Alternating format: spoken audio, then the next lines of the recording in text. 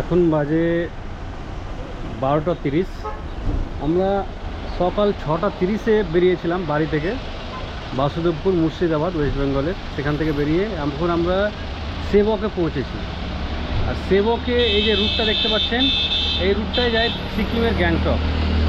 তো এর পেছনে এইদিকে আছে শিলিগুড়ি।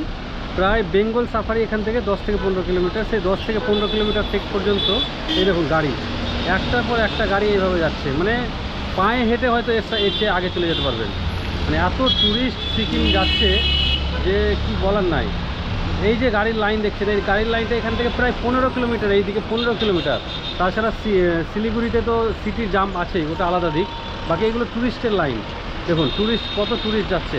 এইদিকে চলে যাবে সিকিম গ্যাংটকের রুট এটা। এদিক দিয়ে কালিম্পং যাওয়া যায়, এদিক দিয়ে আবার দার্জিলিংও যাওয়া যাবে। তো ট্যুরিস্ট, প্রচুর পরিমাণে ট্যুরিস্ট যাচ্ছে এখানে। আমার বহু বছর থেকে আমি এই রুটে আমি যাতায়াত করি, ঘুরতে আসি। তো যতবারই আসি না কেন, ততবারই দেখি ট্যুরিস্টের সংখ্যা তত বাড়ে আর কি। কিন্তু এবার দেখুন এই যে ট্যুরিস্ট যাচ্ছে, মানে আমার মনে হয় গ্যাংটক পৌঁছাতে এদের সন্ধ্যা তো পার হবেই। কারণ যেভাবে গাড়ি যাচ্ছে, গাড়ি প্রচুর লাইন, লম্বা লাইন একদম গাড়ি। বাকি আমরা এখন সেবক পৌঁছে গেছি। আমরা বাইকে এসেছি, তাই বাস কাটিয়ে চলে এসেছি, আমাদের সময় লাগেনি। বাকি দেখুন সেবকের পাহাড়, এখান থেকেই মূলত পাহাড় স্টার্ট।